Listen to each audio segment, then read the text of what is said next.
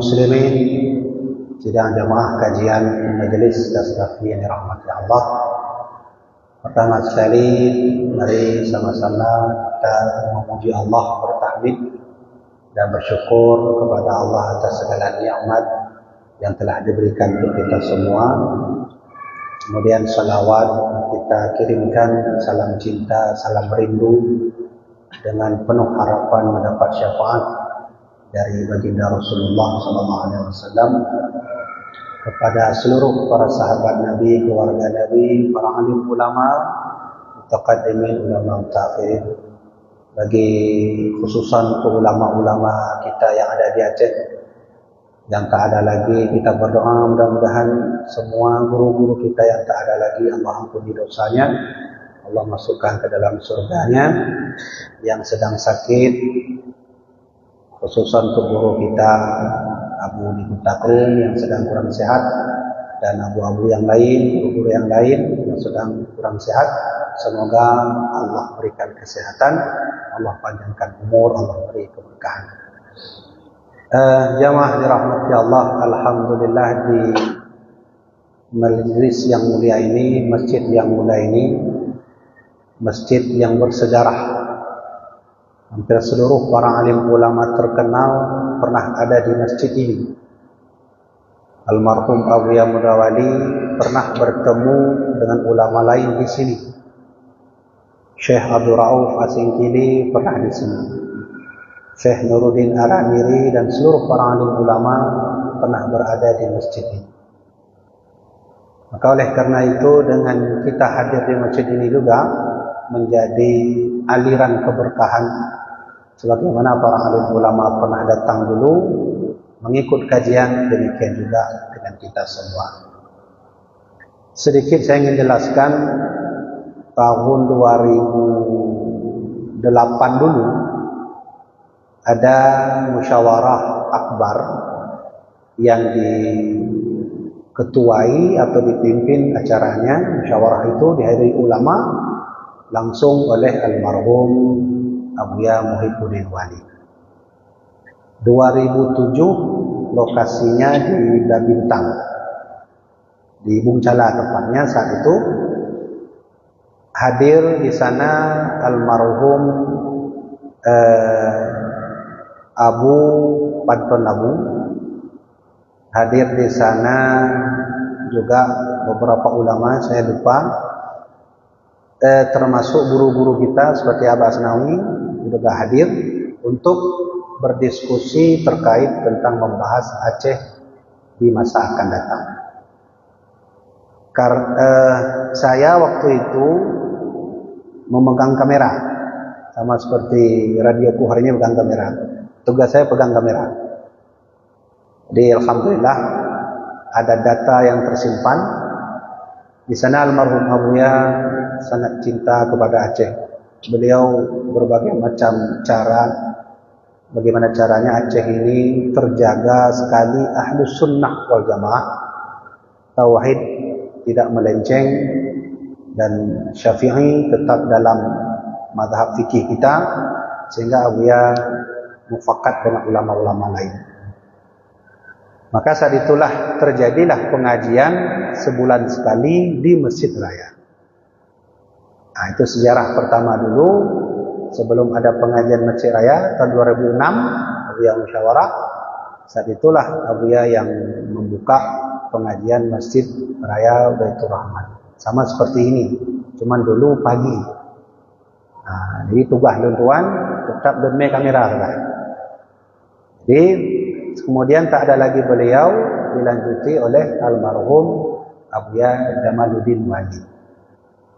Setelah itu baru dilanjutkan guru kita bersama Al-Mukarram wal-Muhtaram Abu Mudi.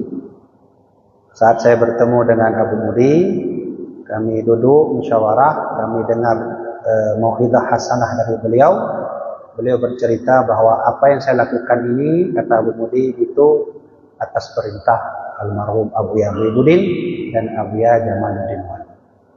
Nah, jadi begitulah singkat cerita adanya pengajian bulanan seperti ini. Jadi itu perlu dicatat sejarahnya.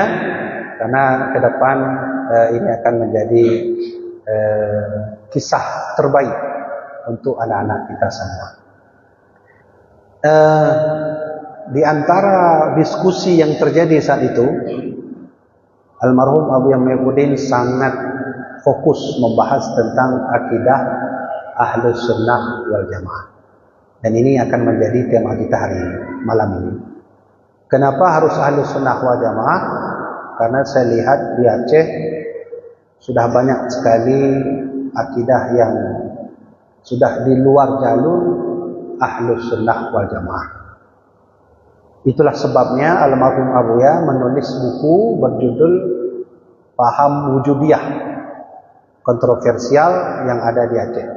Dia buat buku, termasuk ada satu kitab almarhum Abuya tulis, nama kitabnya Al-Mawdu' Al-Mukhtarah fi Sufi Al-Mu'tabarah.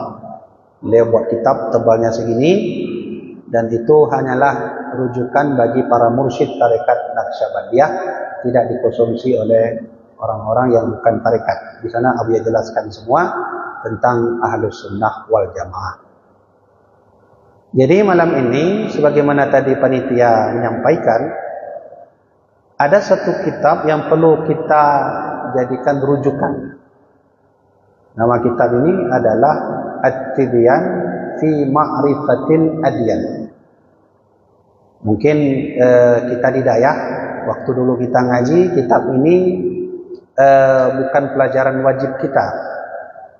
Namun walau demikian, kitab ini ditulis melalui histori yang sangat penting pada saat itu.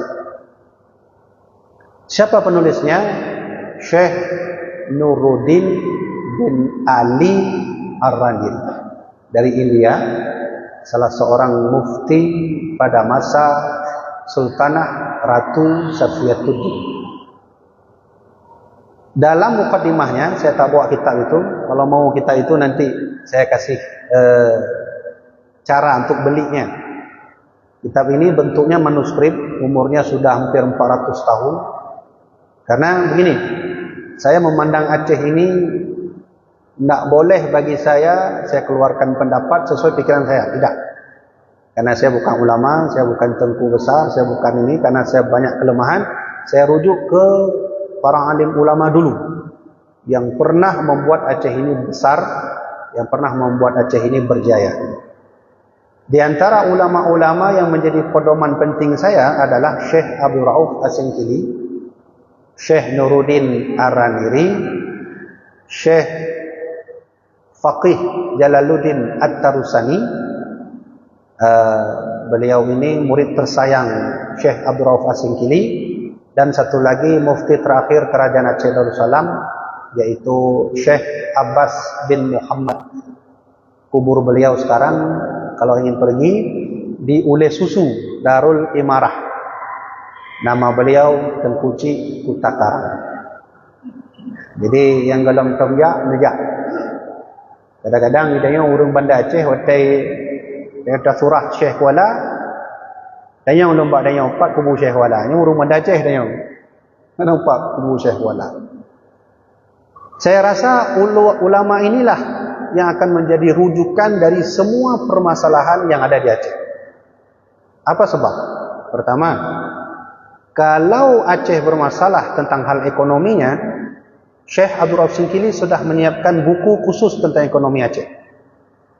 Kitab namanya Mir'atut Tunlaq. Tentang bagian sosial, perang, jihad fisabilillah, dan mengatasi permasalahan yang terjadi dalam hal politik, juga sudah ditulis oleh seorang ulama kita bernama Tengku Cik Kutakarang. Nama kitabnya Tazkirah Rakidin. Ini tabuh arti nepogo urang Aceh yang kadengut. Ini orang Dayak kan mufhum kan? Tazkirah artinya pengingat. Rakidin urang tengut. Rakid lalai tengut. Dan kita tak perlu jauh-jauh juga kalau ingin merujuk dalam hal medis, khususnya dalam dunia farmasi, sudah disiapkan juga oleh ulama kita. Namanya Tengku Cik Kutakarang, nama kitabnya Kitabur Rahmah Fittib. Begitulah kayanya ilmu ulama-ulama Aceh itu. Apa yang kita perlu ada semua.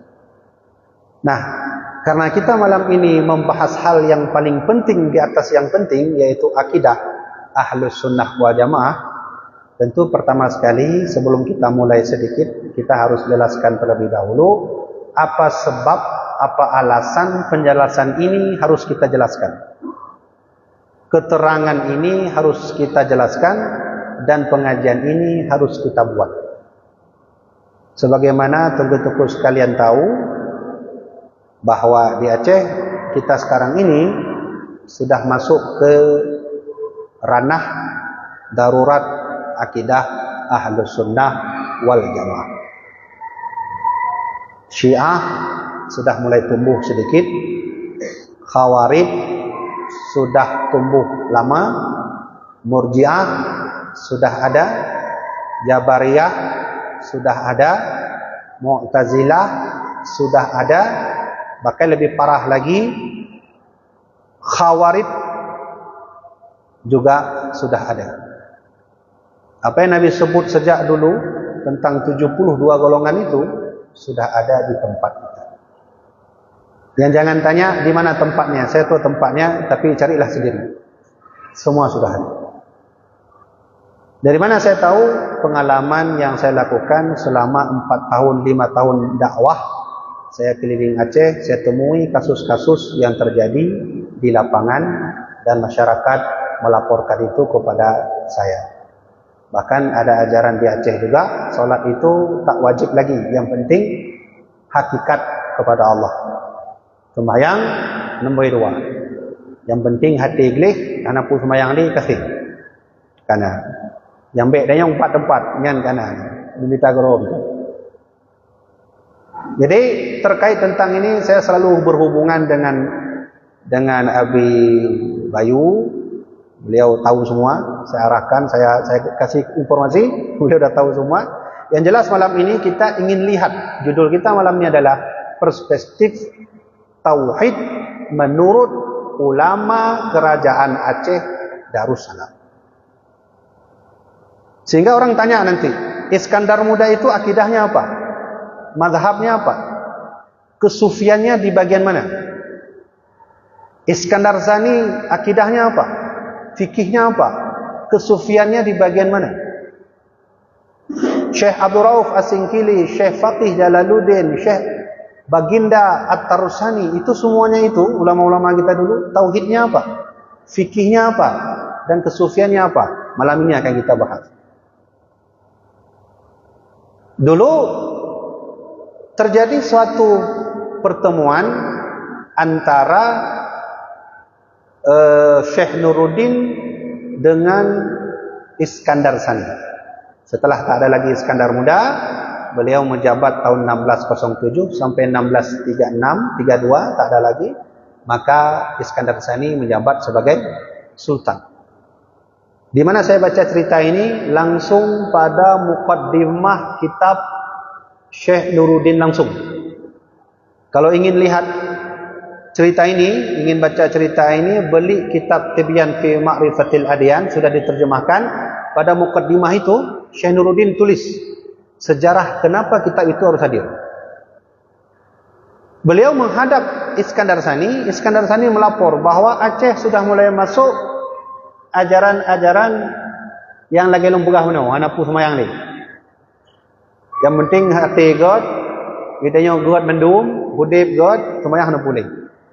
Sehingga nak alasan menyau menan untuk pu dah semayang, menyau hati na God. Nya ni kana. Jadi yang saya bilang ini sesuai referensinya autentik. Kalau ingin baca langsung beli kitab At-Tibyan fi Ma'rifatil Adyan. Iskandar Sani melapor itu, memberitahu kepada Syekh Nuruddin. Syekh Nuruddin dicatat. Apa yang diarahkan oleh Iskandar Sani catat.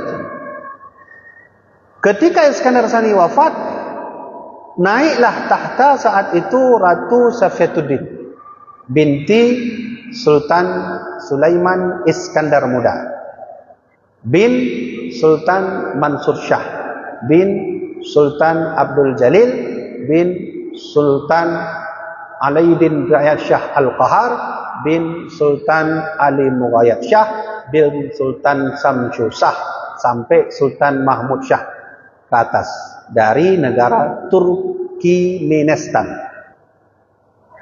Keturunan nomor 16 dari Sultan Iskandar Zulkarnain atau Alexander the Great. Ketika Ratu Saifuddin meminta datang Syekh Nuruddin, beliau tulis dalam kitabnya itu, beliau tulis, Ratu Saifuddin melapor bahwa di Aceh sudah masuk ajaran yang modelnya seperti tadi. Tak perlu semayang lagi, tak perlu puasa lagi, yang penting kita itu semua baik kepada Allah, hati baik, semua baik. Maka saat itu Syekh Nuruddin dia tulis kitab, dia buat, dia sebelum menulis dia minta kepada Ratu Saifuddin apa yang harus fokus saya tulis. Ratu Saifuddin meminta kalau bisa Syekh tulislah tentang agama-agama dan ajaran-ajaran yang tidak dibenarkan atau di luar daripada ahlu sunnah wal jamaah. Baik, kata Syekh Nuruddin, beliau tulis. Ketika beliau tulis itulah nanti hadir namanya kitab At-Tibyan fi Ma'rifatil Adyan. Di situ beliau tulis semua tentang entah apa-apa ajaran. Ada ajaran tanah sukhiyah, ada ajaran apa lagi itu bardis, entah apa ajaran itu semua ditulis oleh beliau. Sampai beliau menulis ada satu ajaran Syibhul Kitab namanya. Dan menarik ketika beliau menulis kitab ada satu hal yang beliau tulis namanya satu ajaran tanah sukhiyah. Itu sudah ada di Aceh dulu. Apa itu ajaran tanah sukhiyah? Tanah sukhiyah itu begini. Allah mengeluarkan cahaya, ini menurut tanah sukhiyah. Allah mengeluarkan cahaya, lalu cahaya itu diberikan kepada Rasulullah. Maka cahaya pertama yang keluar dari cahaya Allah adalah cahaya Rasulullah. Ya, menyulangan punah sesat wahana. Dia tanya buat kunyan. Nah, sebuah ajaran nengku jemun yang gepegah bahawa Allah yang cahaya, keluarkan cahaya, cahaya itu keluarlah cahaya baginda Rasulullah. Ketika beliau melihat ini, langsung beliau menulis bahawa ajaran seperti itu adalah ajaran sesat di luar daripada akidah ahlu sunnah wal jamaah.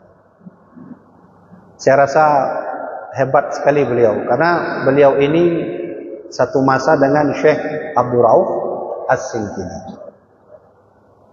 Kemudian juga beliau menulis di Aceh dulu itu ada seperti ajaran Khawarij yang kalau mereka melihat umat muslim itu mainnya mau marah aja. Jadi yang kalau dia bungih aja ya. Dia je depoh aja. Dia hana seju dia mau depoh aja. Nyan kana di Aceh tu. Sehingga ditelusuri oleh Syekh Nuruddin, beliau telusuri, beliau lihat dalil, beliau nyatakan juga bahwa ajaran itu di luar daripada akidah Ahlus Sunnah wal Jamaah. Kalau begitu, kita buat kesimpulan. Pada masa Ratu Saifuddin, Ratu Zakiyatuddin Inayat Shah, semua sepakat bahwa akidah resmi kerajaan Aceh Darussalam di era masa beliau itu adalah akidah Ahlus Sunnah wal Jamaah. Jino tak iklong waktu. Orang bertanya, Tengku Iskandar Muda itu akidahnya apa? Fikihnya apa? Kesufiannya bagaimana? Ketika orang bertanya seperti itu, maka boleh kita jawab melalui Qanun Muqta Alam. Drone punya kena download je acena download ba Google, tulis Qanun Muqta Alam ba halaman 57. Inan nasabuh pesan Sultan Iskandar Muda terkait akidah resmi kerajaan Aceh Darussalam. Mana pun beliau mai 80 rupiah. Kadang orang pun beliau 140 rupiah.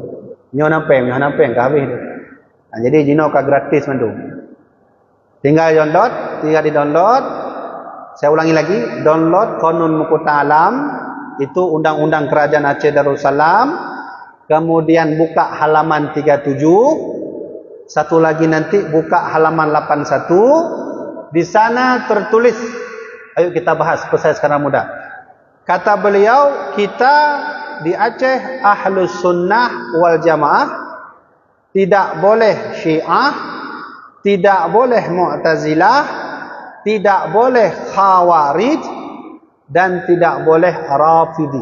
5 disebut oleh Sultan Iskandar Muda. Kita bahas secara singkat saja. Punya gurai-gurai kita ni dari dayah mungkin tamfum. Tapi sebagai orang yang namfum, kerana nantam dengar orang kan mana, maka contoh. Itu dia ceramah kan Karena orang dia ceramah kadang-kadang mana mungkin mohon maaf, mungkin menyona yang salah yang dari ilun, menyona yang betul yang dari Allah. Dan tanya mbak Rona, ina betul ya? Yang salah dari dia, yang betul ba Allah. Yang gimana? Ina betul? Ya nak gurih tanya itu. Dah kemah berithat, karena orang menceramah nunggu. Dah kemah berithat, andai salah yang dari ilun, andai betul dari Allah. Mana? Itu sudah ada. Hal yang seperti itu bertentangan dengan hadis riwayat Bukhari dan Muslim, bisa dibuka dalam kitab Arba'in Nawawi pada hadis yang kedua. Di situ Nabi sebut antu'mina billahi bil qadri khairihi wa syarrihi. Kamu beriman kepada Allah baik qada baiknya ataupun qada buruk. Menyamanan andai orang pegah bahawa yang betul dari Allah, yang salah dari dia, hati-hati bisa terjebak dengan akidah Mu'tazilah. Ya, manggi banci dengku ada yang buruk dari Allah mendung, menyamanan dina amdan dengku buruk dari Allah yang mendung. Jiunan timbul kasus setelah tsunami terjadi, ada kasus di Melabuh. Saya tak sebut tempatnya. Di Melabuh keluar kasus seorang pencuri. Ketika ditangkap, ditanya oleh pihak kampung, kenapa kau mencuri? Mencuri kan qada buruk. Semuanya dari Allah. Kaile. Benar katanya kata betul atas hadis Nabi benar. Nya tak pakai hadis Nabi nya tak praktek. Menyamenan apa yang buruk dari Allah, apa yang good juga dari Allah. Menyamenan tak lakukan lagi apa yang ada yang buruk-buruk mencurilah apa yang kita mau orang tangkap bila jangan ini dari Allah. Hati-hati kalau seperti itu jugalah akidah model kita sudah masuk ke disebut dengan Jabari. Sehingga sejak terengku dayah diro, jak petepat dia anak mudanya pencurinya, jak pegah yang bawa dia mencuri dari Allah. Sejak terengku dayah. Panena terengku dayah. Gemeju parang apa? Mejaro apa lagi. Dan betul dan pegah bahawa yang mencuri dari Allah. Betul empat dalil antu'mina bil qadri khairihi wa syarrihi. Yang katalah empat dalil. Menyomenan bandua dari Allah. Nu pilih antara parang atau nyo jarolun ku. Nyo bandua dari Allah. Oh nyo menang bang. Nyo menang mati pekan sagai-sagai di kita ada pegah yang buruk dari Allah. Nyo bandua yang pilih. Le kejadian yang tengku tapi hana tak viral masanya le tsunami kah hana Facebook lah. Yang jelas bahawa hal seperti itu juga sudah ada di Aceh kita. Nah, jamaah dirahmatillah Allah Subhanahu wa taala. Kita teringat satu hadis Nabi dulu bahawa Nabi pernah bersabda faftau fa'adallu wa adallu. Nabi dalam satu riwayat hadis beliau pernah bersabda, kalaulah esok suatu hari para alim ulama tidak ada lagi, maka faftau, semua orang yang mengaku ulama akan berfatwa, fa'adallu wa adallu. Yang sebagian di sini menyesatkan sebelah sana, yang sebelah sana menyesatkan yang sebelah sini. Menyomenan katanya Mbak Dro katanya masing-masing. Apakah kejadian itu sudah ada di Aceh? Kalau sudah ada, berarti ulama sudah mulai tak ada lagi. Allah sudah mengangkat para alim ulama. Maka dalam sisi yang lain Nabi bersabda, khudhul ilma qabla an yadhhaba. Kau ambillah ilmu itu sebelum ilmu menghilang. Sahabat tanya, kaifa yadhhabul ilmu ya Rasulullah? Bagaimana cara Allah mengambil ilmu itu bisa menghilang, Nabi? Nabi bersabda, inna dhahabal ilmi ay yadhhaba hamalatuh. Cara Allah mengambil ilmu, Allah wafatkan orang yang punya ilmu. Artinya ulama. Kalau begitu, kita sepakat. Dari mulai Iskandar Sani, Ratu Safiyatuddin, di era ulama Syekh Abdul Rauf As-Singkili, Syekh Nuruddin Araniri, sepakat akidah resmi kita ahlu sunnah wal jamaah. Mazhab fikihnya Imam Syafi'i. Baik, sekarang kita tarik ke atas. Kerajaan Perlak, di bawahnya kerajaan Samudra Pasai, kemudian di bawahnya secara khusus kerajaan Darul Kamal, Awaina Darul Kamal di bawahnya kerajaan Aceh Darussalam. Kita sudah sepakat, kita sudah baca, kita sudah berikan referensinya. Di era kerajaan Aceh Darussalam, semuanya sepakat mazhab kita adalah Syafi'i, tasawuf kita adalah Imam Junaid Al-Baghdadi. Buka konun ku ta'lam no, nyendolok nunggu, baik tu lehwara ino pun bukan ngoi bi hana referensi takai. Baik una nunggu. Jadi puelun sampaikan mendung na referensi ini. Nondolot konun ku ta'lam, buka halaman 87, nyan wasit Iskandar Muda untuk lain. Kalau begitu kita naik ke atas, yaitu kerajaan Samudra Pasai. Pertanyaannya, di era kerajaan Samudra Pasai, mazhab apa yang dipakai? Akidah apa yang dipakai? Tasawuf apa yang dipakai? Dari mana kita bisa membuktikan bahwa ke Samudra Pasai jelas akidahnya, jelas fikihnya? Download nunggu hanapu belum mahal buku. Nah, sabuah kitab yang ditulis langsung oleh sang penjelajah bumi, 35 tahun dia menjelajah dunia, namanya Imam Ibnu Batutah. Beliau punya kitab, beliau tulis kitab perjalanan 35 tahun dari Maroko ke Madinah, ke Mekah, datang ke Cina, baru Cina ke Aceh. Beliau menulis kitab perjalanan 35 tahun itu, dia tulis kitab namanya Kitabur Rihlah, tebalnya segini. Kalau menyo guru kita Hidayah mungkin baca kitabnya. Menyo di kita nyo hanatam najak wadayah mesti hana mufhum ilmu bahasa Arab. Alhamdulillah kana terjemahan. Buka dalam Google, pokoknya boleh pakai ro ni. Ambil nantilah dah hana pakai nunggu hana nunggu. Harus ada paket. Download tulis Kitabur Rihlah terjemahan PDF. Saya cantum semua di sini. Ini di tab saya ini banyak manuskrip Aceh, termasuk punya Hamzah Pansuri ada di sini. Namanya Asrarus Sirar yang telah tuan. Nasrul Asrar kan? Nasrul Asrar yang balik ada di sini semua. Nah, ketika Syekh Imam Ibnu Batutah datang ke Aceh, saya baca dalam buku itu 15 hari sampai ke Aceh, beliau ingin bertemu seorang raja Sultan Samudra Pasai bernama Sultan Malik Al-Zahir. Apa yang beliau katakan dalam kitab itu? Beliau takjub. Dari hasil kesimpulan beliau, Imam Ibnu Batutah ketika berjalan mengelilingi dunia, 5 sultan yang beliau kagumi. Pertama, Sultan Turki Utsmani. Beliau sangat kagum dengan Turki Utsmani. Orangnya megah, orangnya tegas, dan sangat bijaksana. Kemudian negeri Mesir, Isfahan, Agara yang ada di India. Baru beliau sebut Sultan Al-Jawi. Makanya Jawi disebut.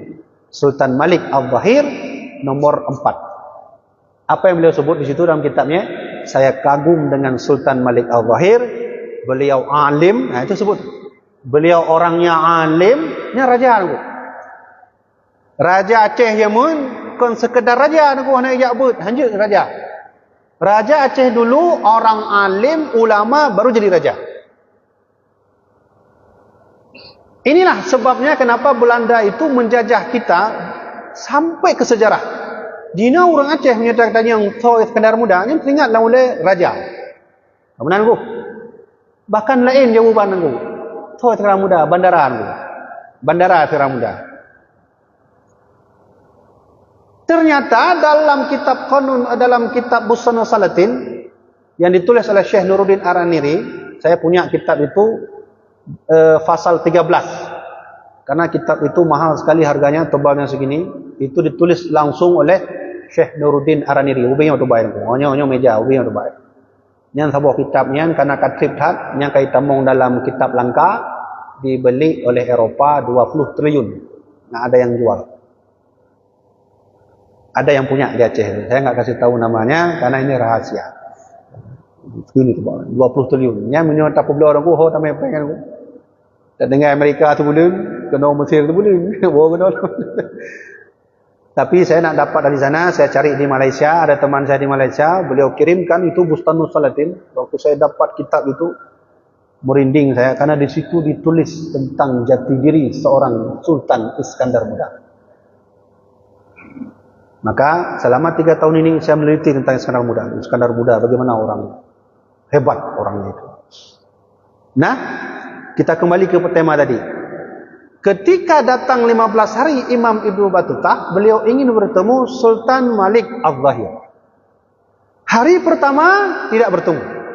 Hari kedua tidak bertemu sampai 4 hari beliau datang ke masjid. Mungkin ada sultan di masjid. Yang Hayati tunggu, gue tulis dalam kitabnya, Sultan Malik Al-Zahir setiap Jumat masyian, lu teringat kalimat matanya, masyian, dia berjalan dengan kakinya sendiri. Sultan, raja, orang hebat, pemimpin, kalau pergi Jumat tak pernah dengan kudanya, tak pernah dengan gajahnya, tak pernah dengan kendaraan mewahnya, tapi dia berjalan kaki seperti dengan rakyat yang lain. Masuk Imam Ibnu Battutah ke dalam masjid, beliau tanya pada orang lain, mana sultan? Kata orang yang lain, kami kalau sudah dalam masjid nak tahu mana sultan, mana rakyat, karena sultan ada di sini tapi dia tak nampak dia ada di mana. Kiban megah jamu nanggu. Dah, itu cerita singkat. Saya mau bahas bahwasanya beliau menulis langsung tentang biografi singkat Sultan Malik Al-Zahir. Beliau sebut bahwa madhaban syafi'an madhaban. Sultan Malik Al-Zahir fikihnya bermadhab syafi'i. Dan beliau ahlu sunnah wal jamaah. Kalau begitu, kerajaan Samudra Pasai, kerajaan Darul Kamal, kerajaan Aceh Darussalam, sepakat para alim ulama, sultan, raja, rakyat, menteri, wazir, semua yang ada di Aceh bersepakat akidah ahlu sunnah wal jamaah, bermadhab syafi'i, bertasawuf kepada Imam Junaid Al-Baghdadi. Kita naik ke atas. Terakhir. Ini yang saya jelaskan ini berasal dari kitab At-Tibyan fi Ma'rifatil Adyan. Naik ke atas. Kerajaan paling tertua di Asia Tenggara ada di Aceh, yaitu namanya Kerajaan Perlak yang dipimpin oleh keturunan baginda Rasulullah sallallahu alaihi wasallam. Pergilah para pedagang dari Arab Saudi, dari Saudi. Menyojamun berarti kaum Saudi, menyojamun ke Haramain, daerah yang haram, Madinah, Mekah. Pergilah berdagang. Amr bin As pergi ke Mesir, Bilal bin Rabah pergi ke Syam, Huzaifah Al-Yamani pergi ke Iran, kemudian beberapa sahabat pergi ke tempat lain, Muawiyah bin Abi Sufyan pergi ke Persia, kemudian Sa'ad bin Abi Waqqas pergi ke Cina. Di antara itu semua ada cucu Muaz bin Jabal pergi ke Nusantara. Di mana kubur cucu sahabat Nabi Muaz bin Jabal? Berada sekarang di Barus. Kalau mau lihat lokasinya, pergilah ke Barus. kuburnya di atas gunung, sama lagi Syekh Kuala, di atas gunung. Di situ ditulis Syekh Ruknuddin datang ke sini pada 40 sekian Hijriah. Berarti kata dah dino baru kan? Survei pertu sekian. 40 sekian datang ke Nusantara. Pergilah para pedagang dari Arab, lalu ada salah seorang pedagang namanya Sayyid Ali Al-Mukhtabar. Sayyid Ali Al-Mukhtabar datang ke Perlak, menikahi salah seorang perempuan di Perlak, lahirlah seorang anak bernama Sayyid Abdul Aziz Shah, tokoh pertama, pemimpin pertama, orang yang pertama memimpin kerajaan Islam pertama di Asia Tenggara, yaitu keturunan baginda Rasulullah sallallahu alaihi wasallam. Pertanyaannya, apa akidahnya? Apa fikihnya? Masanya panena mazhab Syafi'i kan kalau benar. Kan mazhab Syafi'i. 40 lekemah 894 Hijriah. Syafi'i berarti 150. Berarti beliau datang 894 Masehi lekemah. Hijriah kan betul. Datang ke Aceh, lalu akidah beliau ini sama seperti Ahlus Sunnah wal Jamaah, dan mereka ini semua adalah keturunan baginda Rasulullah sallallahu alaihi wasallam. Maka tengku-tengku yang tuan hormati, drone baiknya puji dari keturunan Nabi, karena keturunan Nabi lah yang paling banyak berjasa memajukan Aceh ini. Bahkan Lakemah berikat, nah sebahagian tanah Masjid Raya juga punya Habib keturunan baginda Rasulullah. Di antara ini Habib yang mana? Habib Jamalul Lail.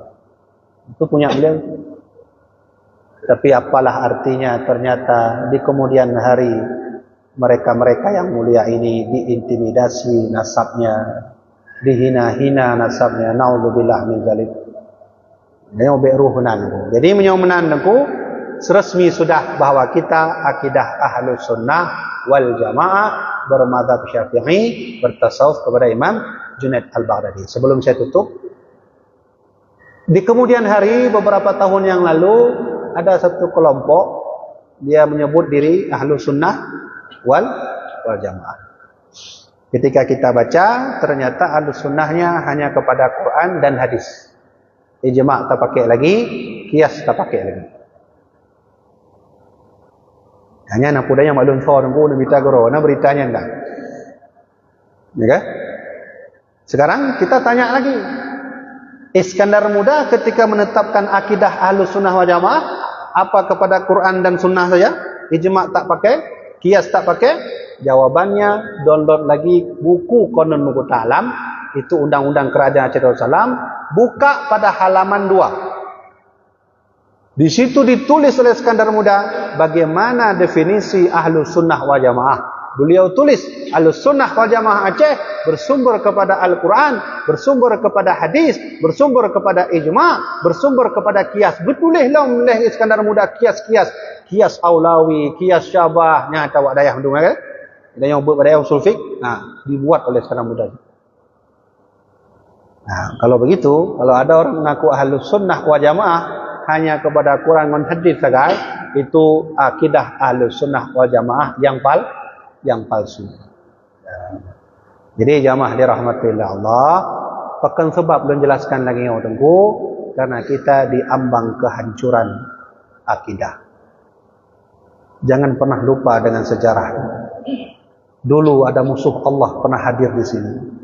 Dialah yang membuat kita hancur sejadi-jadinya, dan telah banyak menipu kita sejadi-jadinya. Dan orang Aceh tak tahu itu musuh Allah. Kapan tahu? Ketika kita sudah bertengkar antara kita dengan lainnya. Siapa namanya? Dia datang ke Aceh, masuk Islam pura-pura. Dia hafal hadis sahih Muslim, dia faham sahih Bukhari, dia hafal Quran, dia pandai baca kitab. Lalu dia masuk Islam, menyamar diri menjadi nama Tengku Putih yang awak dayangkan, dan nama samarannya Abdul Ghaffar. Kehadiran dia inilah yang membuat kita hancur sejadi-jadinya. Terjadilah perang Cumbuk terbunuhnya dengan cepat tengkucik di Tiro, itu semua karena akibat kita lengah, tak mau memahami lebih dalam mana yang benar, mana yang tidak. Siapa nama aslinya Abdul Ghaffar? Senok Horgoni. Apakah Senok Horgoni masih ada lagi di Aceh? Masih. Pahamnya sama, tapi wujudnya berbeda. Siapa dia? Nanti kita buat kajian khusus lain kali tentang ini khusus. Nah, jadi jangan lengah. Kita punya nenek moyang yang kuat, yang hebat, yang megah, yang alim. Mereka semua para alim ulama. Jangan sangka bahwa sultan-sultan zaman dulu hanyalah sultan, hanyalah raja. Tidak. Mereka para alim ulama, mereka pandai mengaji, mereka pandai menghafal Quran, mereka pandai memahami hadis. Ketika mereka memahami ilmu agama itulah Rais Al-Jumhuriyah ataupun DPR MPR masa hari ini mengangkat menjadi sultan. Umur 14 tahun Syekh Sulaiman menjadi sultan yang hingga nanti menjadi nama Sultan Al-Imam Al-Adil Iskandar Muda Mukhtar. Bayangkan 14 tahun jadi sultan, beliau alim, beliau ngaji ke PD di Tengkuci di Rebaya. Itu guru beliau itu, dididik oleh Tengkuci di Rebaya sehingga jadi orang alim, jadi sultan. Dan beliaulah masa kerajaan Aceh Darussalam berada pada masa kejayaan dan peradaban yang tinggi. Turki Utsmani punya masa kejayaan, Eropa Andalusia punya masa kejayaan, Aceh Darussalam juga punya masa kejayaan. Kapan? Ketika seorang anak muda 14 tahun maju menjadi seorang sultan, dia alim, tepat tahun 1607 beliau menjadi sultan. Saat itulah satupun orang miskin tak ada di Aceh, satupun kezaliman tidak ada di Aceh, satupun orang-orang yang terdalimi juga tidak ada di Aceh. Siapa pemimpinnya? Sultan Iskandar Muda. Tapi apa yang terjadi kaum muslimin? Sedikit demi sedikit bangunlah Iskandar Zani, kemudian berujung kepada akhir daripada runtuhnya kerajaan Aceh Darussalam dengan tertangkapnya Cun Nyak-Din dan terbunuhnya Tengku Umar. Selesai. Tak muncul-muncul lagi kerajaan Aceh Darussalam. Dan uronyo ditanya mau balik lagi makan Nabi je mun. Dia pegah draw ditanya paling suku paling hayu lah dia menanjid, lom paling alim lah dia menanjid. Ayo kita bersatu. Sebagai penutup, saya ingin berikan pesan sedikit dari Sultan Iskandar Muda. Tolong download juga bukunya Qanun Mughta Alam, buka halaman 81. Di sana Sultan Iskandar Muda menitip pesan. Jelas di situ tulis. Kata Iskandar Muda, wahai bangsa kami rakyat Aceh. Jelas itu. Saya hafal tuh. Wahai bangsa kami rakyat Aceh, bahwa musuh terbesar kita bukanlah yang berkulit putih, tapi musuh terbesar kita adalah percerai-berai.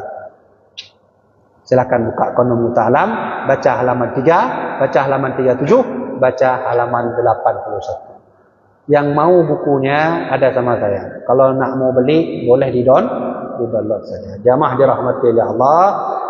Dan kalau begitu sudah penjelasan kita malam ini, kita sudah sepakat dari mulai sultan pertama sampai terakhir kita sudah ahlu sunnah wal jamaah, bermadhab fikih kepada Syafi'i, bertasawuf kepada Imam Junaid Al-Baghdadi. Saya rasa mungkin sampai di sini.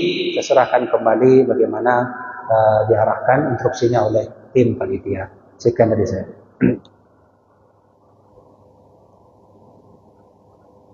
Bismillahirrahmanirrahim.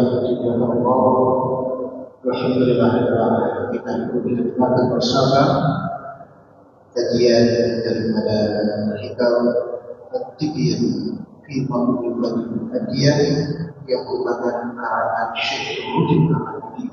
Alhamdulillah yang disampaikan oleh kita bersama Abu Yan dan ini banyak yang kita dapatkan dan mengajarkan kita akan sejarah-sejarah masa lalu yang hebat, dan kita berbangga Allah mengajarkan kita dari Aceh dalam Al-Quran. Baik, selanjutnya kita akan memasuki sisi tanya jawab.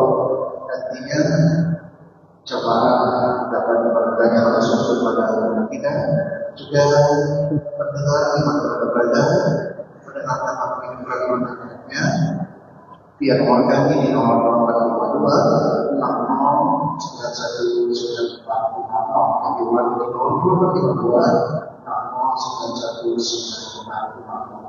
Baik jemaah pada seperti itu Allah sebelum kita memasuki pada sesi tanya jawab, bila kita dengarkan sebuah sholawat yang Nabi Sallallahu Alaihi Wasallam.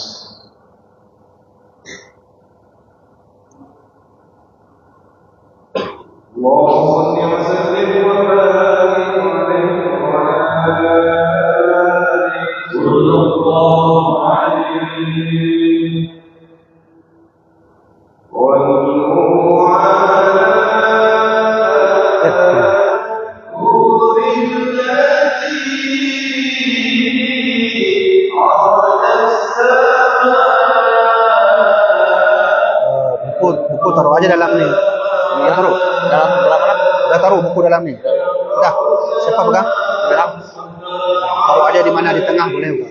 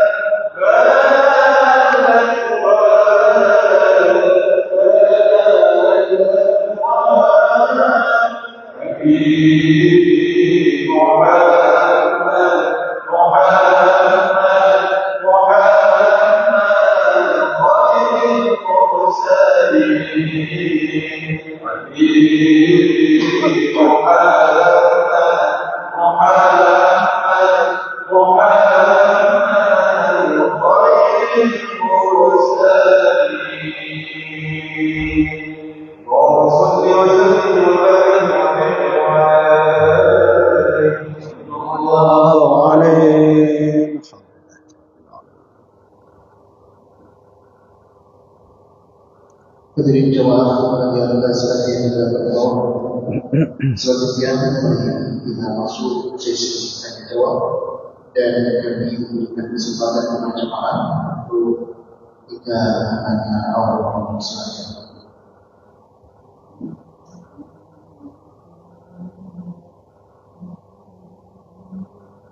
Selanjutnya jemaah yang ingin bertanya juga kami berikan kesempatan kepada jemaah muslimah yang ingin bertanya.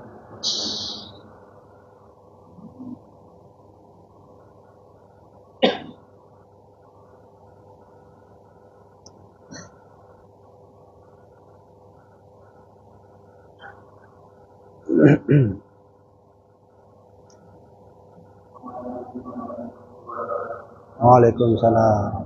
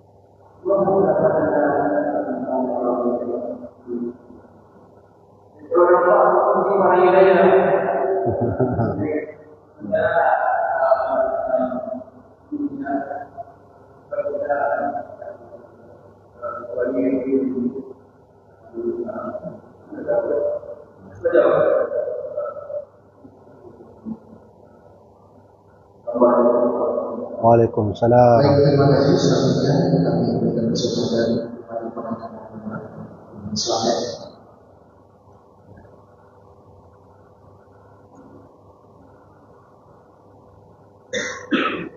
Don ringan kan?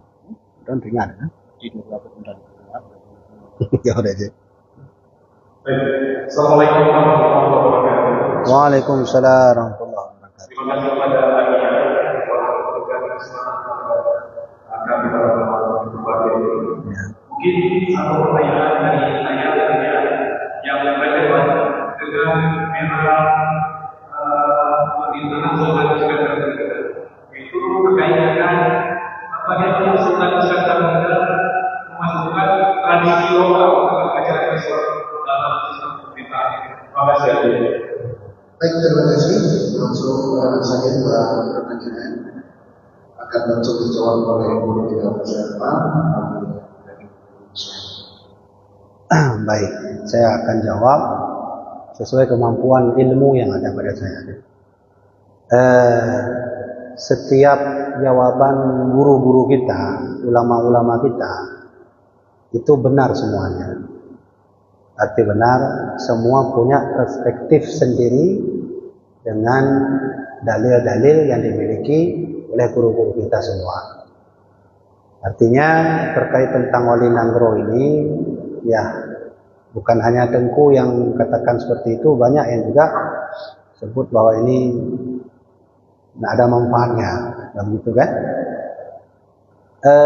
Saya jelaskan sejarah sedikit.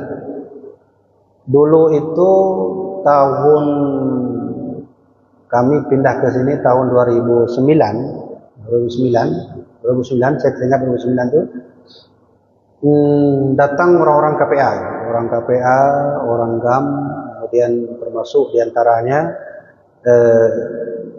Malik Mahmud, datang kemudian Irwandi, juga hadir waktu itu beberapa orang penting saat itu, bertemu almarhum Abu Yamaipuddin.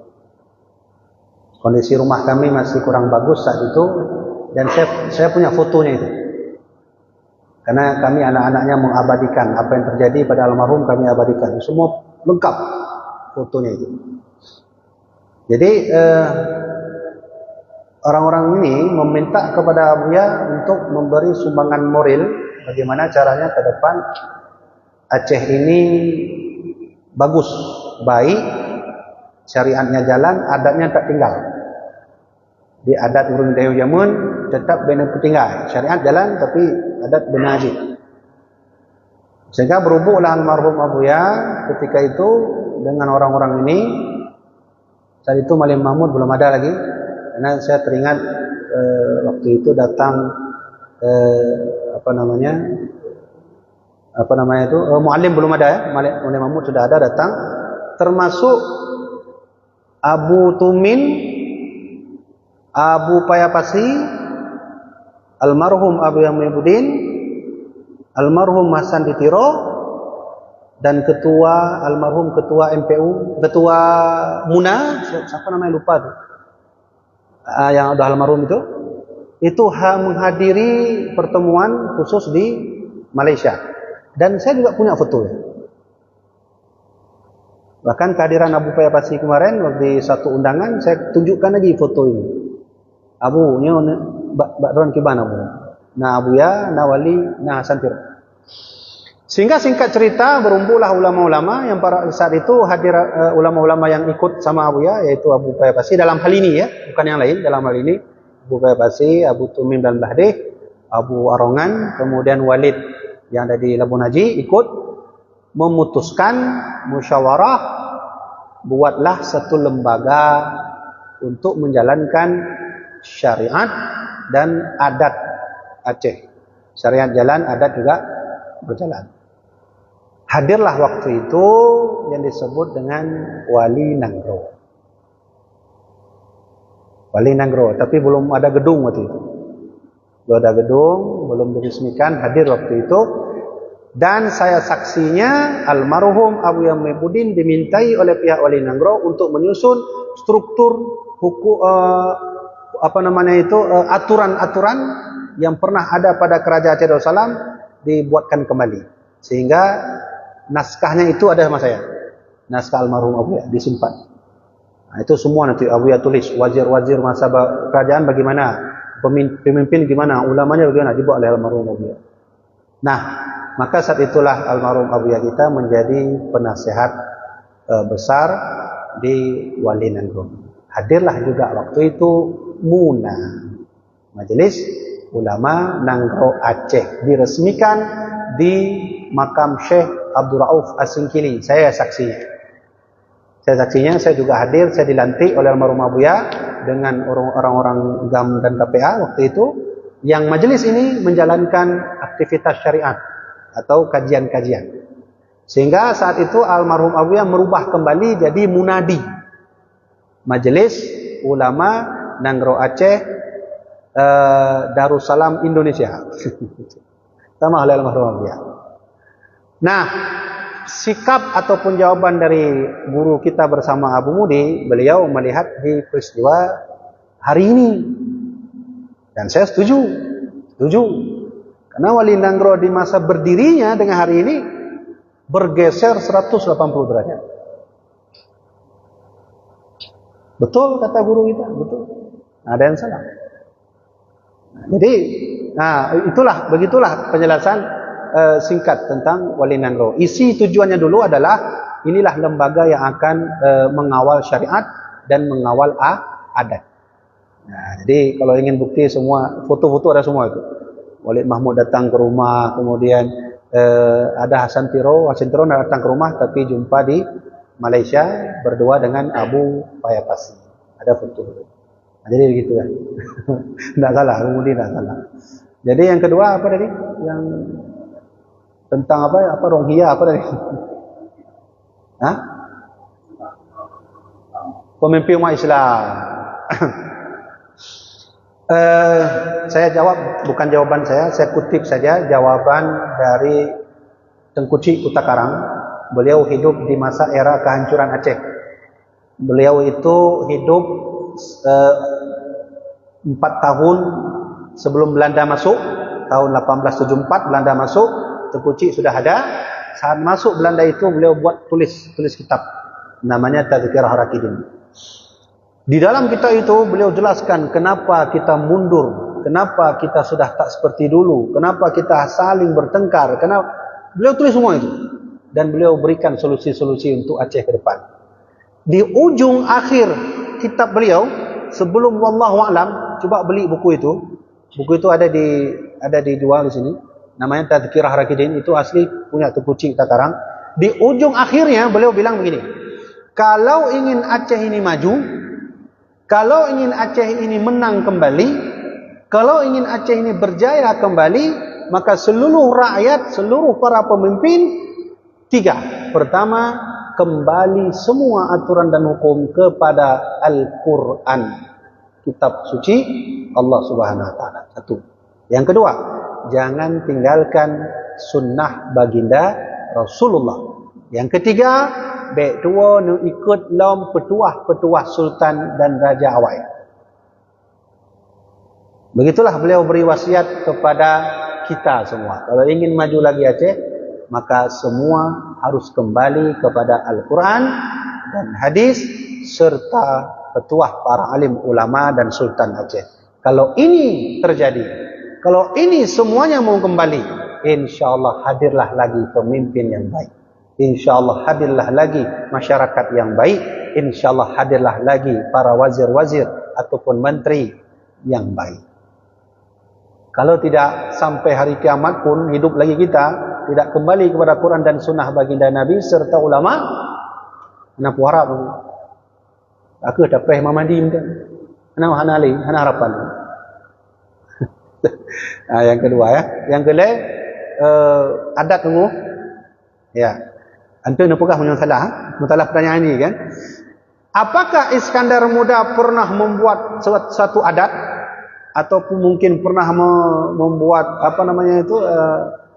mengembangkan adat di masa beliau, mungkin maulid begitu atau halal bil halal? Ini mana? Ini mana pertanyaan ini? Ada. Kalau begitu pertanyaannya ada. Buka lagi Qanun Muku Ta'alam. Buka halaman 111, baca sampai akhir, itu adat-adat kerajaan Aceh Darussalam. Itu ditulis oleh Iskandar Muda, ditulis oleh kakek beliau paling atas, yaitu Sultan Ali Mughayat Shah, lalu dilanjutkan oleh anak kandung beliau, yaitu Ratu Saifuddin. Nah, buka, saya ulangi lagi, download, makanya download buku, penting tak bukunya. Kamu kata mat baca bukunya. Lun nalun semubut khusus manuskrip Aceh. Awal letun lun semubut di makam Iskandar Muda.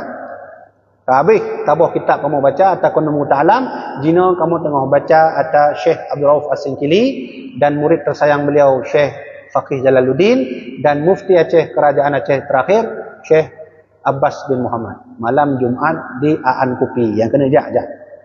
Aan Kupi kamu pokok malam Jumaat kau guru. Nah, jadi ne bacanya nunggu ini tulis mendung tu adat usyur. Ya, nah terdengar ada adat usyur. Apa adat usyur ya? Ada adat usyur. Bahkan di situ ditulis ada adat cara taruh kibandakeun menyona gelingung gajah kan. Model taruh kata puduk yang pernah lagi menghunan kan. Teruk bak kenan adat ni. Musuh nak gajah tabuh nyan tu pegah sekarang muda nyam puduk meh bak gelingung gajah. Puduk. Umuna jarah. Bahkan ibu nan adatnya punan. Alun kedua tapi baca mentang buat konun muku ta'alam. Salah satunya adat yang masih kita jalankan hari ini, adat mat megang. Ya, mat megang. Adat mat megang. Kon mak megang.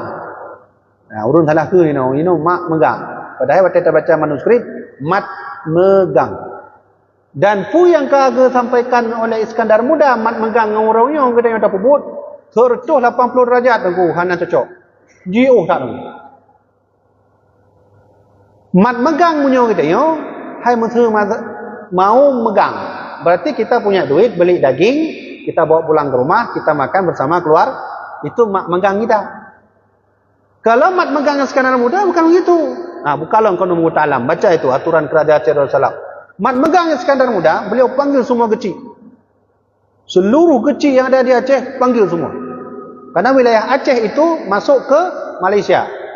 Wilayah Aceh masa Iskandar Muda sampai ke Medan, sampai ke Malaysia. Malaka itu di bawah kerajaan Aceh Darussalam. Tahun 1629. Resmi Malaysia masuk bawah kekuasaan kita. Apa yang terjadi tengku? Di situ mat megang dibuat oleh Iskandar Muda. Beliau kumpulkan kecil, goknya tayang. Di kampung Rana pada draw orang miskin. Boleh.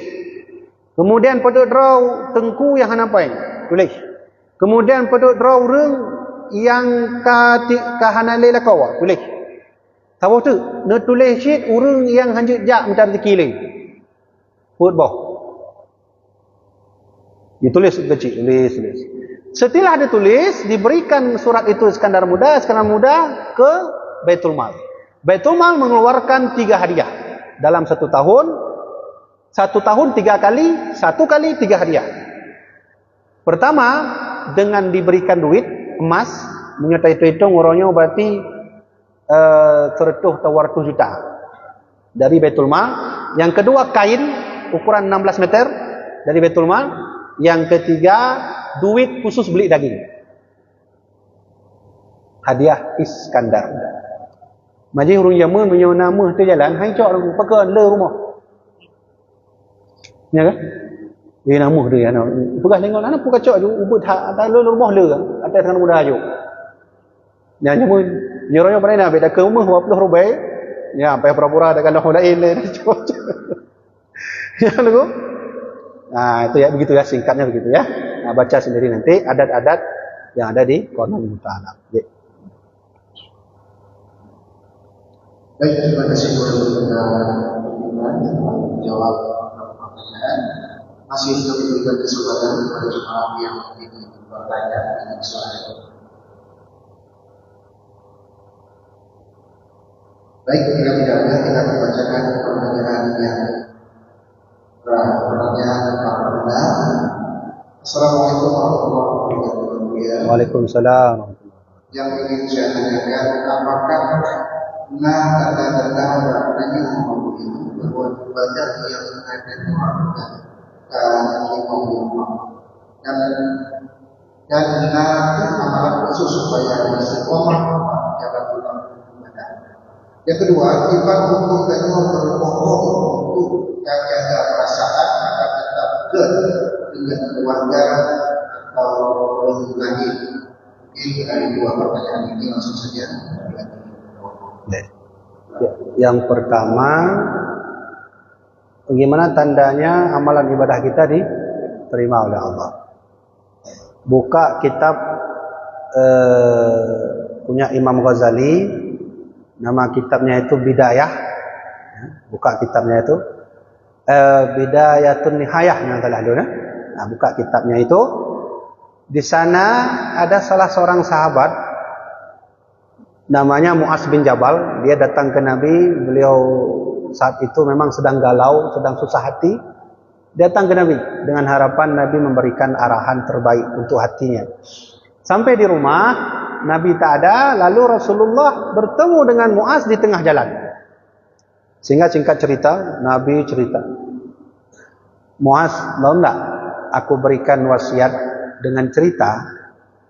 Kata Nabi, in hafidta, kalau engkau menjaga cerita ini, engkau akan selamat di akhirat. Wa in daya'ta in qata'at hujjatuka 'ala Allah. Kalau engkau tak menjaga cerita ini, kau tak akan pernah bisa selamat dari hisab Allah. Muaz katakan, baik ya Rasulullah, saya dengarkan. Maka Nabi cerita itu. Di tengah malam itu berdua dalam kitab itu, cerita Rasulullah, Muaz, ketahuilah, amal manusia tidak semudah yang kau kira.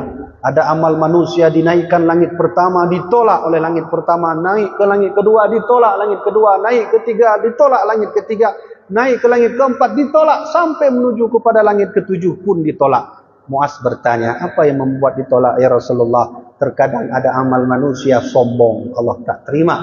Ada amalan manusia yang emosi egois, Allah tak terima. Ada amalan manusia yang pamer, Allah tak terima.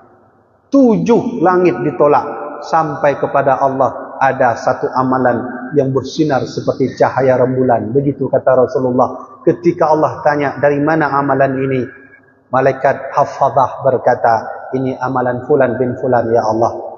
Kata Allah, kau ambil amal ini, ya, kau buang ke muka orang yang punya amal. Kata malaikat, apa yang membuat amal ini ya Allah kau tolak, padahal amal ini bersinar begitu cemerlangnya. Aku tak mau terima amalan yang tidak ikhlas karena diriku. Maka turun semua. Nah, cerita di ujung ini yang jadi pelajaran kita.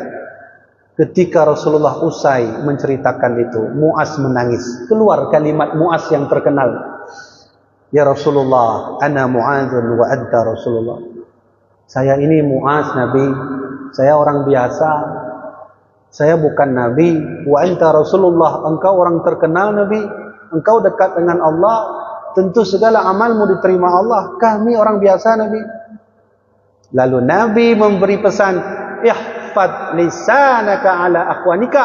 Kau jaga lisan Muaz. Jangan kau sombong di depan orang Muaz. Jangan kau pamer di depan orang Muaz. Kalau itu kau lakukan, amalanmu diterima oleh Allah. Nah, kalau ingin diterima amal kita, jaga lisan, jaga hati. Begitulah pesan Rasulullah kepada Muaz bin Jabal. Riwayat ini panjang cerita, nanti buka kitab Bidayah Imam Ghazali, di sana ditulis. Yang kedua, bagaimana cara istiqomah. Ada salah seorang sahabat datang ke Nabi Muhammad. Beliau berkata begini, ya Rasulullah, berikan kepadaku sesuatu. Berikan kepadaku sesuatu ya Rasulullah, wala as'alu anka syai'an.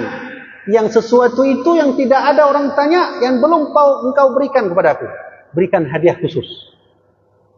Kata Nabi, amantu billah thumma istaqim. Nama sahabatnya Abdullah. Abdullah tanya, gimana ya Rasulullah agar saya ini mendapat hadiah khusus darimu? Kata Nabi, kau katakanlah selalu amantu billah tsumma istaqim. Kemudian istiqomah. Maka cara istiqomah terbaik adalah cara bagaimana kita beriman sepenuh hati kepada Allah. Kalau sepenuh hati beriman, insyaallah zikirnya istiqomah, ibadahnya istiqomah, salatnya istiqomah, puasanya istiqomah, semuanya istiqomah. Caranya gimana? Ya, ibadahlah sepenuh hati kepada Allah, baru istiqomah. Punya anak sepenuh hati yang nampak. Mudah urung sembahyang, assalamualaikum berangkat dari mana dikit-dikit. Anak mungkin anjing. Nah, jadi beribadahlah bukan karena kewajiban, tapi karena keperluan. Salatlah bukan karena kewajiban, tapi karena kebutuhan. Nabi menjalankan salat bukan karena kewajiban, karena beliau butuh Allah. Yang gede apa? Yang gede kedua udah pergi. Oh ya, ya hukum berbohong. Memang berbohong itu bahaya. Idza haddatsa kadzaba. Ya. Apabila tanda orang munafik, idza haddatsa kadzaba, apabila dia berbicara dia berbohong. Boleh enggak berbohong untuk menyelamatkan manusia? Ada kejadian tuh, teman saya berantem tuh. Udah dari dulu enggak pernah berhenti. Berantem setiap malam, setiap hari, enggak pernah berhenti. Sehingga saya berbohong. Saya datang ke teman saya yang si A, saya katakan, wahai A, si B sudah sangat baik padamu, dia titip salam. Padahal hana aja, tak ulah gerak dia. Tanya abang si B, wahai B, kerana dapat salam dari si A. Oh menang, kakak merompak dua, kagak temau orangnya. Padahal yang pengen orang yang dua. Kale, yang pengen lagi yang je. Yang pengen lagi yang muda, je berhukum. Bisa atau tidak? Oleh sebahagian ulama itu, berbohong yang semacam ini, kalaulah tidak membawa madarat banyak bagi kita dan saudara kita, tapi membawa manfaat lebih banyak daripada madaratnya, bolehlah. Tapi kalau membawa madarat daripada kemanfaatan, hukumnya tidak boleh. Kajuk 3 orang tahun nunggu berulang-ulang. Ya benar. Jadi begitu ya. Boleh hukumnya. Ya benar. Ni kadang-kadang guna nunggu dia tak penget, sengaja tak penget urang kita nyau. Urangnya nak pakai, kita nyau pakai, hanya bahaya je. Ya kami, nak lain meh. Baik, terima kasih atas sudah membantu yang mulia dan masih berkurang bersama para jemaah. Baik, silakan.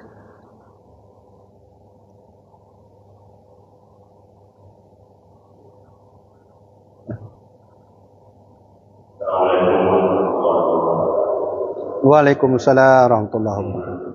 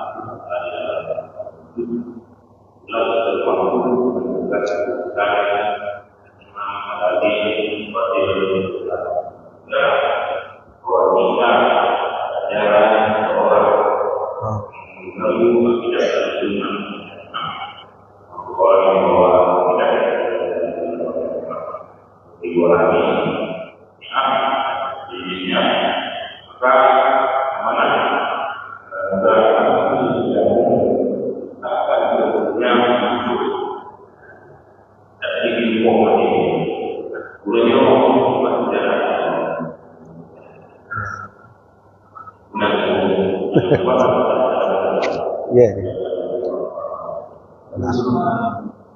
Baik, untuk pertanyaan kedua kita bacakan pertanyaan daripada pendatang. Assalamualaikum warahmatullahi wabarakatuh. Waalaikumsalam. Kemudian kalau jelaskan hubungan sultan Iskandar Muda dengan suku Bugis. Baik, kemudian dua pertanyaan barusan. Memang betul ada termaktub tulisan yang sengaja saya tak baca. Di situ memang Sultan Iskandar Muda langsung, kalaulah bertemu dengan selain ahlu sunnah wal jamaah dalam kanun kota alam itu, kata beliau, karena gini, saya jelaskan dulu, ada hukuman yang diberikan oleh Iskandar Muda khusus bagi mereka yang tak mau bersatu dengan ahlu sunnah wal jamaah. Cara memberi hukumannya adalah letakkan pedang di atas tungguk. Nah, itu Iskandar Muda itu, punya beliau itu. Letakkan pedang di atas tungguk. Artinya ada makna lain bahwa orang ini harus dipukul lah. Dari mana dasar Iskandar Muda mengambil kebijakan ini? Selain dari ahli akidah Ahlussunnah wal Jamaah harus letakkan pedang di atas tungguk. Dasarnya riwayat hadis Muslim dalam kitab Arba'in Nawawi, coba buka di situ. Di situ Nabi sebut, la yahillu damu imra'in illa bi thalathin, tidak halal darah manusia umatku, tidak halal darah umatku kecuali 3. 3 ini halal. Silakan. Sudah ada izin dari Nabi. Silakan. Yang pertama kata Nabi, as-saibuz zani, seseorang yang berzina tapi dia sudah nikah. Silakan dulu. Dalam hukum Islam atau hukum tabut fikih disebut dengan rajam, ya, rajam. 1, itu sudah ada izin dari Nabi. Nanti kita lihat dari mana kebijakan sekarang muda mengambil dasar dalilnya. Yang kedua, kata Rasulullah, an-nafsu bin nafsi, atau dalam hadis lain, al-qatlu bil qatli. Yang membunuh seseorang harus dibunuh. Itu dah ada izin dari Nabi, silakan bunuh. Dalam hukum Islam disebut qisas. Nah, yang terakhir ini yang jadi dasar Iskandar Muda, siapapun yang tidak mengikut sepakat kami, mufakat kami, mayoritas kami, ambilkan pedang, taruh di atas tunggu. Apa dalilnya? Kata Nabi, at-tariqu li dinihi al-mufariqu lil jamaah.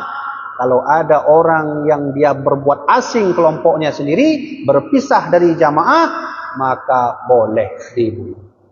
Nah, inilah dasar Sultan Iskandar Muda. Kalau ada yang melangih-melangih di Aceh, yang di luar daripada akidah Ahlussunnah wal Jamaah, dia tak tegur, hanai perumun teput, cok jo kudung yo kudungnya. Manggi banci tak cok jo dengkur yo. Oh, yo kalau itu mah menyuhunyo kalau ilmu mandalah yo. Kita bukan lagi kerajaan. Ya, kalau begitu dah serahkan ke polisi, ke tentara. Kita ikuti aturan hukum. Gitu ya. Nah, nyan hana lu baca gitu. Tapi kalau ingin bacalah Qanun Kota Alam itu. Kemudian yang kedua,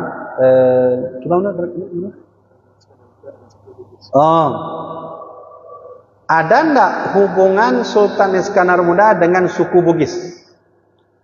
Ada.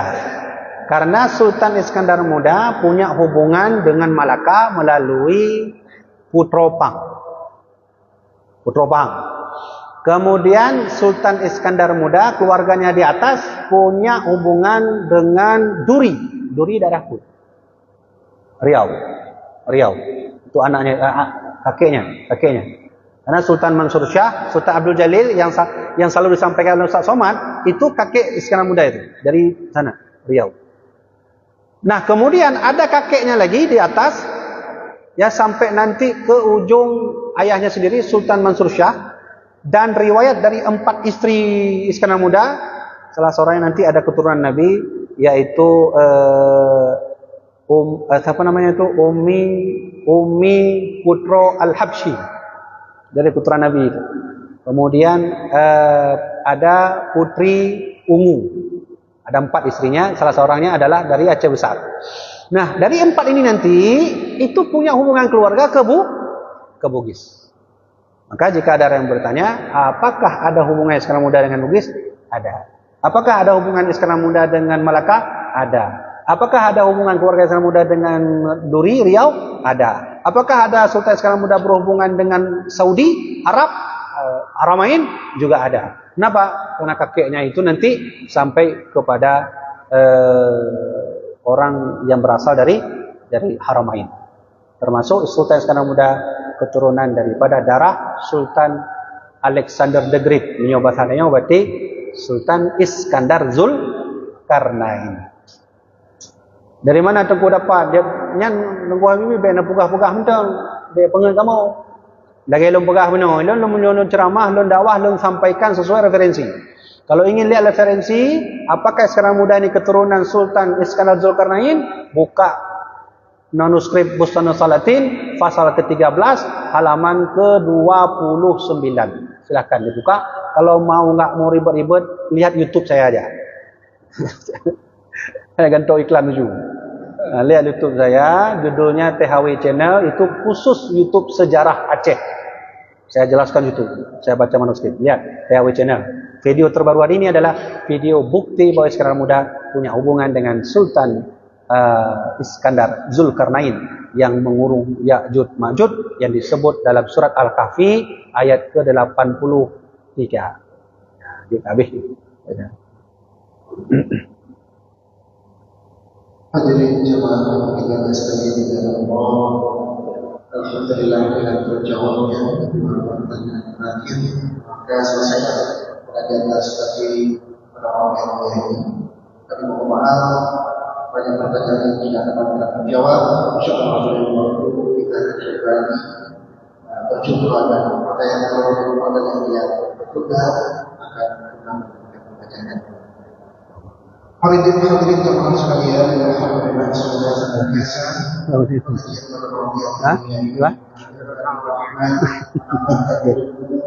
kehadiran kita pada malam yang mendapatkan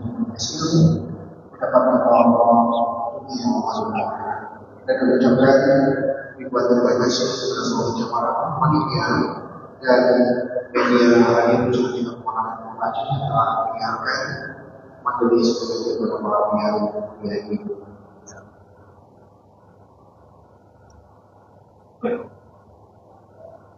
Jemaat menginformasikan untuk pengajian selanjutnya akan berlangsung pada 11 April 2025. Maka akhirnya pengajian kita pada malam yang mulia ini, namun untuk mendapatkan keberkahan akan membaca Al-Quran dan بسم الله الرحمن الرحيم الحمد لله رب العالمين حتى يوفي نعمه ويكافئ مزيدا يا ربنا لك الحمد كما ينبغي لجلال وجهك الكريم وعظيم سلطانك اللهم صل على سيدنا محمد وعلى ال سيدنا محمد اللهم لا سهل الا ما جعلته سهلا وانت تجعل الهزل ان شئت سهلا اللهم اجعل ديننا دين نبينا محمد صلى الله عليه وسلم وإسلامنا إسلام المسلمين وإيماننا إيمان المؤمنين وصلاتنا صلاة الخاشعين وركوعنا ركوع التوابين وسجودنا سجود متضرعين وأعمالنا أعمال الصالحين ونيتنا نية المخلصين وذنوبنا ذنوب المستغفرين ودعانا دعاء مستجب برحمتك يا الله يا رب العالمين اللهم اغفر لنا ذنوبنا ولوالدينا وارحمهما كما ربيانا صغارا ولمشايخنا ولأساتذتنا ولإخواننا من المسلمين والمسلمات والمؤمنين والمؤمنات الأحياء منهم والأموات ربنا آتنا في الدنيا حسنة وفي الآخرة حسنة وقنا عذاب النار وصلى الله على سيدنا محمد نبي الأمي وعلى آله وصحبه وبارك وسلم والحمد لله رب العالمين. الفاتحة. رحمة الله بالله من الشيطان الرجيم. بسم الله الرحمن الرحيم. الحمد لله رب العالمين الرحمن الرحيم مالك يوم الدين إياك نعبد وإياك نستعين اهدنا الصراط المستقيم صراط الذين أنعمت عليهم غير المغضوب عليهم ولا الضالين. Amin. Sekian dari tuan, mudah-mudahan bermanfaat. Ya kemah beritan mungkin haba-haba salah. Maklum dan tuan manusia biasa. Usikum binafsi bitaqwallah wallahu alam bisawab. Assalamualaikum warahmatullahi wabarakatuh. Coba sekalian kita belajar doa